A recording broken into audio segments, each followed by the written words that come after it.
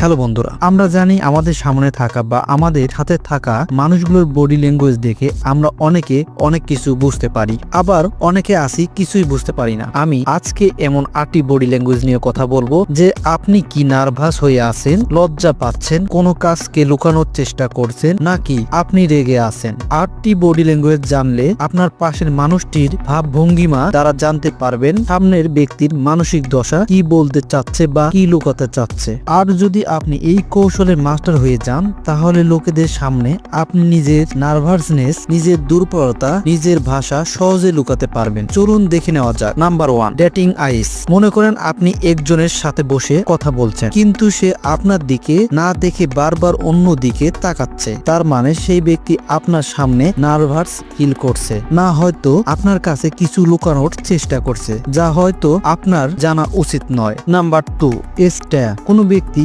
অনেকক্ষণ থেকে আপনার দিকে তাকিয়ে আছে, তার মানে সেই ব্যক্তি আপনাকে কিছু বলতে চাচ্ছে। Number 3, I cover. আপনি হয়তো নোটিস করছেন যে কেউ যখন লজ্জা বা অপরাধ বোধ ফিল করে তখন মানুষ নিজের চোখকে হাত দিয়ে ঢেকে নেয়। লজ্জার কারণে অনেকেই চোখে হাত দিয়ে থাকে। Number 4, blinking rate. যদি কেউ আপনার কথা শুনতে শুনতে নিজের ব্লিঙ্কিং রেটকে বাড়িয়ে দেয়, তার মানে সামনের ব্যক্তি আপনার কথা খুব মনোযোগ সহকারে শুনছে এবং আপনার কথাগুলো বোঝার চেষ্টা করছে। Number 5, touching face. যখন আপনি অন্য কোনো ব্যক্তির সাথে বসে কথা বলছেন কিন্তু অন্য ব্যক্তি আপনার সাথে বারবার কথা বলার সময় তার মুখে বারবার হাত দিচ্ছে, তখন আপনাকে বুঝতে হবে সেই ব্যক্তি হয়তো নার্ভাস আছে বা আপনার সাথে কথা বলতে গিল্টি ফিল করছে। Number 6, crossed finger. যদি আপনার সামনে কোনো ব্যক্তি থাকে এবং সেই ব্যক্তি আপনি যদি বলেন এবং সেই ব্যক্তি এইভাবে বা নিজের আঙ্গুল ভাঁজ করছে, তার মানে সেই ব্যক্তি আপনার কথা খুব যত্ন সহকারে মনোযোগ দিয়ে শুনছে। Number 7, stippling.